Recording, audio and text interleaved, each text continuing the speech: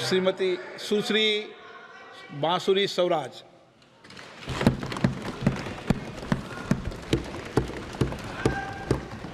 आदरणीय अध्यक्ष जी, मैं माननीय अनुराग ठाकुर जी द्वारा प्रस्तुत राष्ट्रपति अभिभाषण पर धन्यवाद प्रस्ताव का समर्थन करने के लिए आपके समक्ष उपस्थित हूँ। अध्यक्ष जी, मैं आपका और अपनी पार्टी का धन्यवाद करती हूँ कि इतने महत्वपूर्ण मुद्दे पर मुझे अपना मत रखने का अवसर मिला है।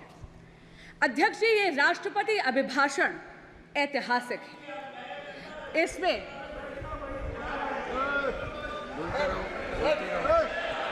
ये अभिभाषण ऐतिहासिक है और ये ऐतिहासिक इसलिए है अध्यक्ष जी क्योंकि इसमें एक दशक के मोदी सरकार की अद्वितीय कार्यों का चित्रण ही नहीं बल्कि आने वाले स्वर्णिम काल यानी विकसित भारत के संकल्प का उद्घोष भी है। मोदी जी की जन कल्याणकारी योजनाओं का असर और उनके विकसित भारत के विजन के जो जनता का अगाध विश्वास था, उसी के कारण से अध्यक्ष जी एनडीए को तीसरी बार जनता ने पूर्ण बहुमत का जनादेश दिया। महामहिम राष्ट्रपति जी ने अपने अभिभाषण के पैराग्राफ 3 में जो कहा है, आपके माध्यम से समक्ष के पूरे सदन के समक्ष पुनः दोहराना चाहूंगी। 2024 का चुनाव नीति, नियत, निष्ठा और निर्णयों पर विश्वास का चुनाव रहा है। मजबूत और निर्णायक सरकार में विश्वास, सुशासन, स्थिरता और निरंतरता में विश्वास, ईमानदारी और कड़ी मेहनत में विश्वास, सुरक्षा और समृद्धि में विश्वास, सरकार की गारंटी और डिलीवरी पर विश्वास, विकसित भारत के संकल्प में विश्वास। मेरी सरकार ने 10 वर्षों में सेवा और सुशासन का जो मिशन चलाया है, ये उस पर मोहर है। अध्यक्ष जी, एक दशक में ये पहली बार ऐसी सरकार भारत में आई है जिसकी कथनी और करनी में अंतर नहीं है। जो कहा वो किया। धारा 370 हटाई, जो कहा वो किया। भव्य राम मंदिर का निर्माण किया, जो कहा वो किया। सीएए लेकर आए, जो कहा वो किया। 1 रैंक 1 पेंशन लाए, जो कहा वो किया। मेक इन इंडिया की नींव रखी, जो कहा वो किया। पिछले 10 वर्षों में मोदी सरकार ने भारत की अर्थव्यवस्था को इतना सशक्त करा है कि अध्यक्ष जी, हम 11वीं सबसे बड़ी अर्थव्यवस्था की जगह मात्र एक दशक में विश्व की वैश्विक पटल पर 5वीं सबसे बड़ी अर्थव्यवस्था बने। और अध्यक्ष जी, ये असाधारण परिस्थितियों में हुआ है। पूरा का पूरा विश्व कोविड-19 की महामारी से जूझ कर निकला है। अभी भी विश्व के कई देश हैं जो युद्ध की अग्नि में झुलस रहे हैं, लेकिन भारत मोदी जी के नेतृत्व में वैश्विक पटल पर तीसरी सबसे बड़ी अर्थव्यवस्था बनने के पथ पर अग्रसर है। हमारे माननीय प्रधानमंत्री नरेंद्र मोदी जी ने 2047 तक भारत को एक विकसित राष्ट्र बनाने का एक संकल्प लिया है। इस संकल्प के 4 मुख्य स्तंभ हैं। पहला स्तंभ युवा शक्ति, दूसरा नारी शक्ति, तीसरा किसान कल्याण और चौथा गरीब कल्याण।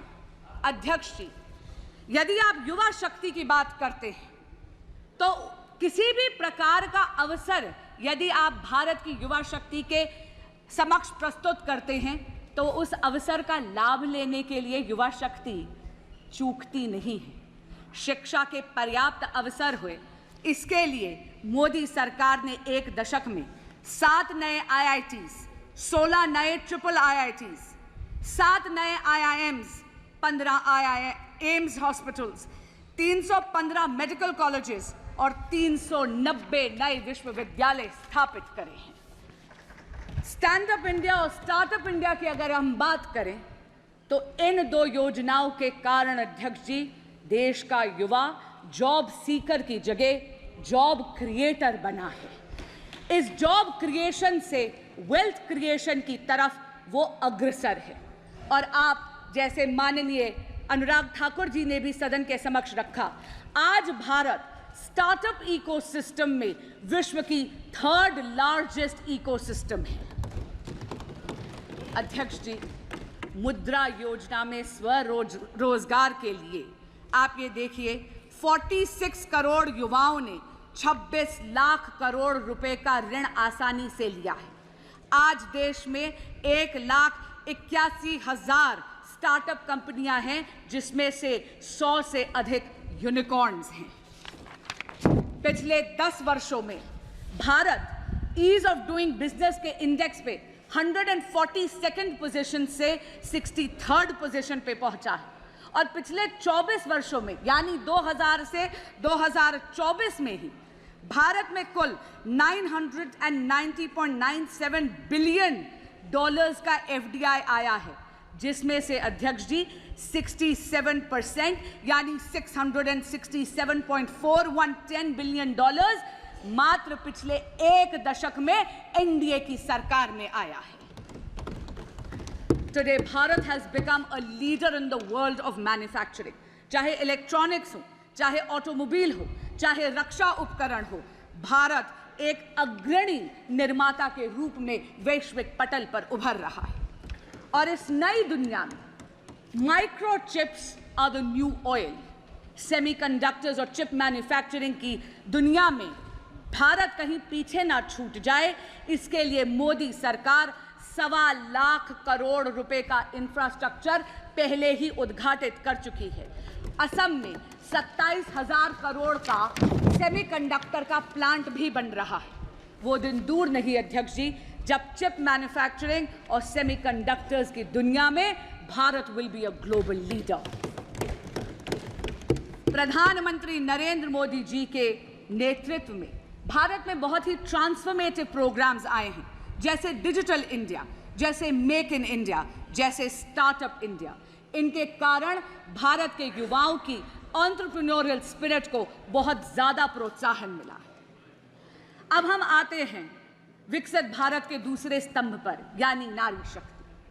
अध्यक्ष जी, हम सब ने सुना है कि चूल्हे की रोटी का स्वाद बड़ा गजब है, लेकिन उस चूल्हे की रोटी के स्वाद के चक्कर में मेरे देश की मातृशक्ति के फेफड़े झुलस जाते हैं। पहले जाती है, लकड़ी काटती है या लकड़ी बींदती है, गठरी सर पर लेकर आती है, 20 से 25 मिनट लगते हैं चूल्हा सुलगाने में। लेकिन नरेंद्र मोदी जी ने 10 करोड़ से ज्यादा उज्ज्वला गैस कनेक्शंस देके मातृशक्ति को धुएं की जिंदगी से निजात दी। हमारे देश में बचत की आदत हमारे देश में एक एक को मातृशक्ति ने सिखाई है। आप सबको याद होगा वो नानी जो रामायण के पन्नों में पैसे छुपाती, वो दादी जो चीनी के जार में पैसे छुपाती है। अरे उन चोरी के पैसों से कुल्फी फलूदा खाने की मिठास ही अलग है। लेकिन कितनी अचंभे की बात है अध्यक्ष जी, जिस मातृशक्ति ने देश को बचत सिखाई, उनके पास बैंक अकाउंट ही नहीं थे। नरेंद्र मोदी जी प्रधानमंत्री जन धन योजना के तहत देश की मातृशक्ति को फॉर्मल बैंकिंग सेक्टर का उन्होंने उसे हिस्सा बनाया। अध्यक्ष जी, 50 करोड़ से अधिक बैंक के खाते खुले प्रधानमंत्री जन धन योजना में, जिसमें से 56% महिलाओं के खाते थे। हमारे यशस्वी प्रधानमंत्री नरेंद्र मोदी जी ने यह भी सुनिश्चित करा कि महिलाओं के स्वरोजगार के लिए उनके पास आर्थिक सपोर्ट यानी फाइनेंशियल सपोर्ट की उपलब्धता हो। प्रधानमंत्री मुद्रा योजना के तहत कुल ऋण जो सैंक्शन हुए हैं, उसमें से 69% महिलाओं के लिए सैंक्शन हुए। इसी तरह स्टैंड अप इंडिया के तहत अध्यक्ष जी 84% ऋण महिलाओं के लिए सैंक्शन हुए। एनडीए सरकार ने 1 करोड़ लखपति दीदी का जो टारगेट रखा था सेल्फ हेल्प ग्रुप मूवमेंट के माध्यम से, वो तो पहले ही लक्ष्य प्राप्ति हो गई है। इसलिए मोदी सरकार ने अब ये लक्ष्य बढ़ाकर 3 करोड़ महिलाओं को लखपति दीदी बनाने का रखा। अध्यक्ष जी, महिलाओं को सशक्त बनाने के उद्देश्य से प्रधानमंत्री जी लाए हैं नमो ड्रोन दीदी। मेरे देश की बहन बेटियां अब ड्रोन पायलट बनेंगी। न केवल इससे कृषि कार्य में आधुनिक तकनीक का इस्तेमाल होगा, लेकिन आप ये देखिए समाज की सोच में भी अंतर पड़ेगा। It is going to not only leverage technology for modernisation of agrarian economy of India, but also will ensure a tectonic shift in the psychology of the society. NaMo drone दीदी विकसित भारत के 2 पहलुओं को छूती है, कृषि कल्याण और महिला शक्ति। महिलाओं का लेकिन वास्तविक और असली सशक्तिकरण तब होता है जब वो नीति निर्माण में हिस्सा बनती है। अध्यक्ष जी, यहाँ पे कई सदस्य हैं, यहाँ पे आदरणीय हरसिमरत कौर जी भी बैठी हैं, वो तो स्वयं इस बात की साक्षी हैं कि 16वीं लोकसभा में तब की माननीय विदेश मंत्री श्रीमती सुषमा स्वराज ने राष्ट्रपति अभिभाषण के धन्यवाद प्रस्ताव के अनुमोदन के वक्त एक इच्छा प्रकट करी थी 33% महिला आरक्षण के लिए, ताकि महिलाओं का राजनीतिक सशक्तिकरण हो सके। अध्यक्ष जी, मेरा मन प्रफुल्लित हो उठता है ये कहते हुए कि प्रधानमंत्री नरेंद्र मोदी जी और उनकी सरकार ने 17वीं लोकसभा में ही ये स्वप्न हकीकत में तब्दील कर दिया। अध्यक्ष जी, 18वीं लोकसभा में सुषमा स्वराज की दी हुई ये आंखें नारी शक्ति वंदन अधिनियम को लागू होते इस सदन में देखेंगी और इस ऐतिहासिक पल की साक्षी बनेंगी। विकसित भारत का अगला स्तंभ है किसान कल्याण।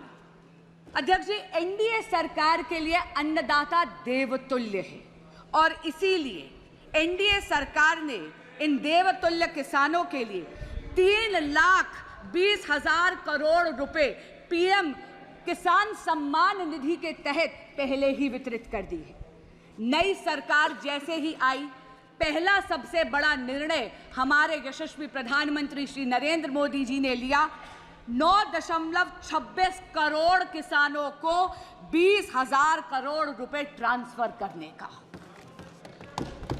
एनडीए सरकार ने किसानों की आय बढ़ाने के लिए एमएसपी में रिकॉर्ड बढ़ोतरी करी है। ऑर्गेनिक फार्मिंग, कोल्ड स्टोरेज, कृषि आधारित उद्योग, डेयरी और मत्स्य पालन में आधारित उद्योगों को भी प्रोत्साहित करा गया है। ग्रामीण सड़क योजना के तहत 3,20,000 किलोमीटर से ज्यादा सड़कें बनाई गई। विकसित भारत का चौथा और सबसे महत्वपूर्ण स्तंभ है गरीब कल्याण। अध्यक्ष जी, प्रधानमंत्री गरीब कल्याण योजना विश्व में सबसे बड़ी सामाजिक कल्याण योजना साबित हुई है। इसमें 81 करोड़ से ज्यादा लोगों को मुफ्त खाद्यान्न की सामग्री यानी मुफ्त राशन देकर मोदी जी ने खाद्य और पोषण की सुरक्षा सुनिश्चित करी है। जब हम देश की अर्थव्यवस्था की गाथा गाते हैं तो वो रेहड़ी पटरी वालों के बिना अधूरी है। नरेंद्र मोदी जी ने पीएम स्वनिधि के तहत 70 लाख से ज्यादा रेहड़ी पटरी वाले यानी स्ट्रीट वेंडर्स को 11,000 करोड़ का ऋण बिना गारंटी के मुहैया करवाया है। अध्यक्ष जी, जिनकी गारंटी कोई नहीं लेता, उनकी गारंटी लेते हैं नरेंद्र मोदी। हर व्यक्ति का एक स्वप्न होता है कि अपनी पक्की एक छत हो।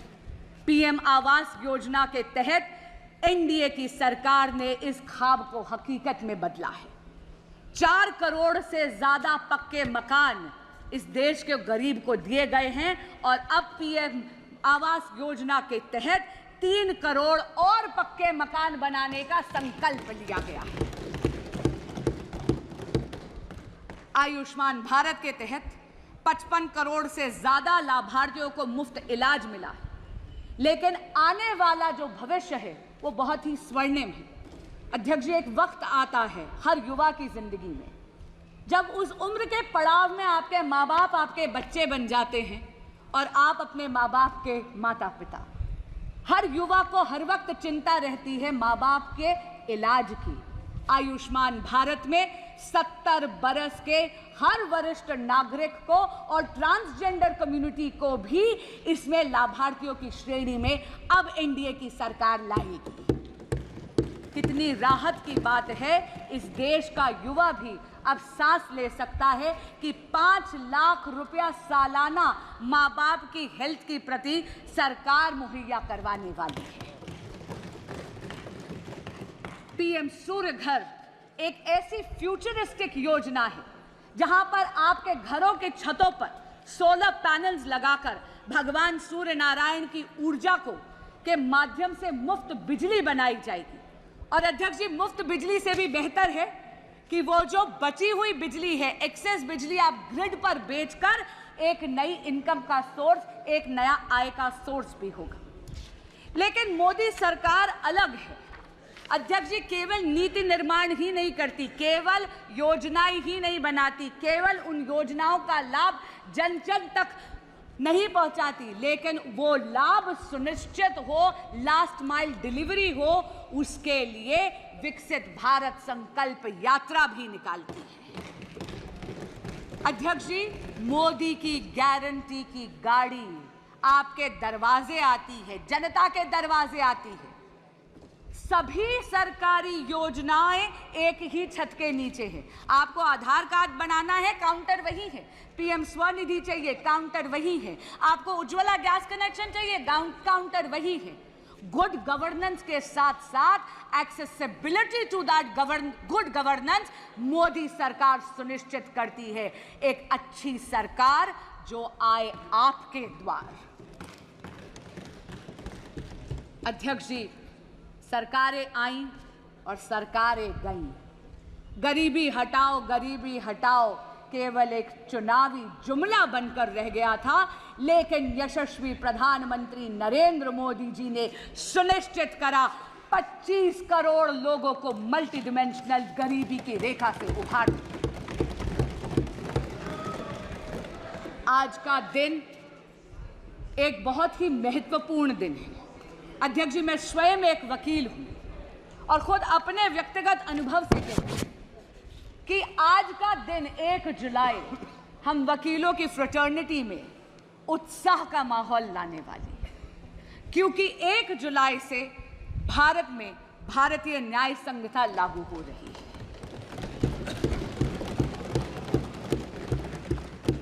पहले के कानून ब्रिटिश राज की गुलामी की बेड़ियां थे जो हमारी न्याय प्रणाली को जकड़े हुए थे।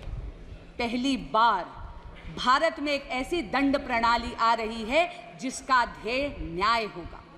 क्योंकि अध्यक्ष जी, जब कोई ऐसा कानून विलायती हुकूमत बनाती है तो उसका उद्देश्य न्याय नहीं होता, उसका उद्देश्य दमन होता है, क्योंकि वो चाहती है कि उसकी हुकूमत बरकरार रहे।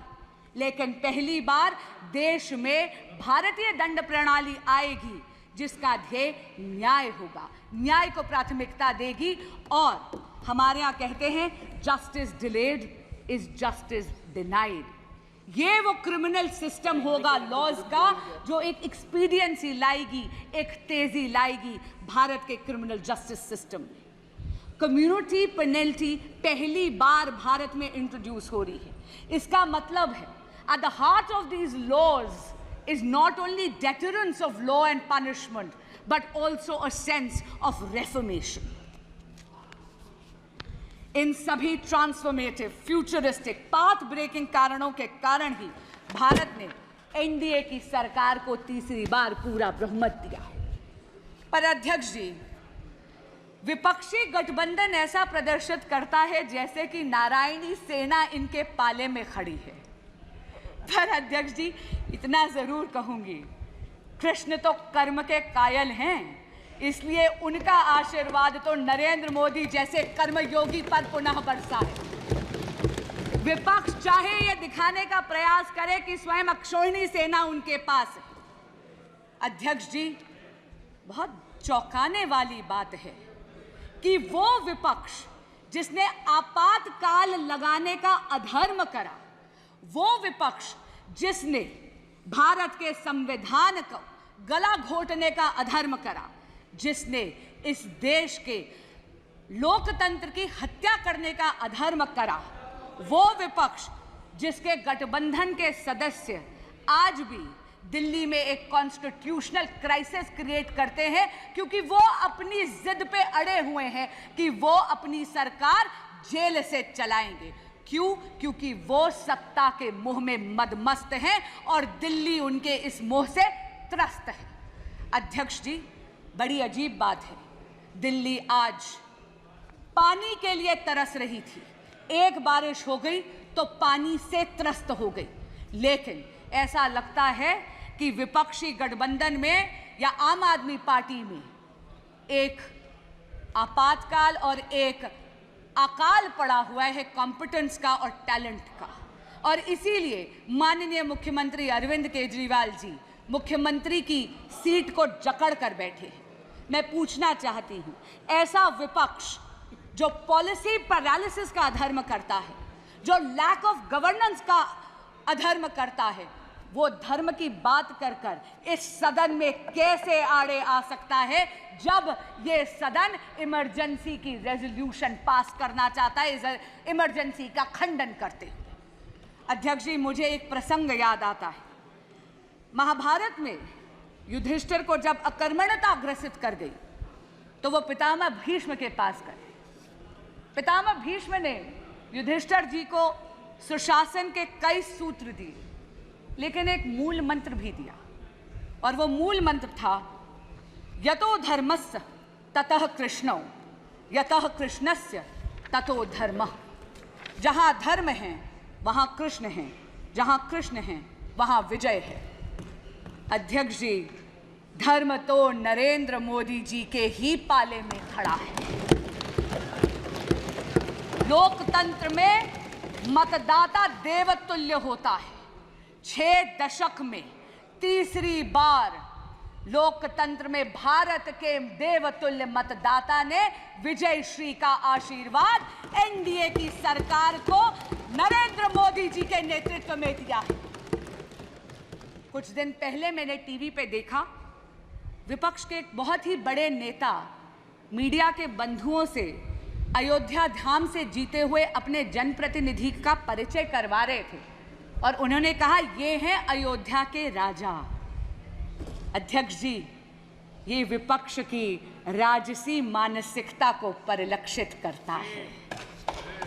अध्यक्ष जी, हम तो सत्ता पक्ष में होकर भी सेवा परमो धर्मो वाले, राष्ट्र सर्वोपरि वाले हैं। हमारे तो यशस्वी प्रधानमंत्री भी अपने आप को देश का प्रधान सेवक कहते हैं। अध्यक्ष जी, हमारे तो राजा राम हैं, धर्म हमारा काम है, जपते तो हम माँ भारती का नाम है, इसीलिए तो नरेंद्र मोदी के सामने फेल बाकी सारे तमाम हैं। रिफॉर्म, परफॉर्म और ट्रांसफॉर्म के वर्क एथिक के साथ साथ, सबका विकास, सबका विश्वास और सबका प्रयास, इस मूल मंत्र को आत्मसात करते हुए विकसित भारत के संकल्प को सिद्धि तक लेकर जाएगी एनडीए की यह सरकार, मुझे ये पूर्ण विश्वास है। लेकिन मैं साथ में ये आशा भी करती हूँ कि ये सदन एकजुट होकर उस संकल्प को सिद्धि तक ले जाने में मदद अवश्य करेगा। अध्यक्ष जी, आपने मुझे समय दिया और अपनी बात कहने का अवसर दिया, आपका बहुत बहुत धन्यवाद। मैं पुनः इस धन्यवाद प्रस्ताव का अनुमोदन करती हूँ।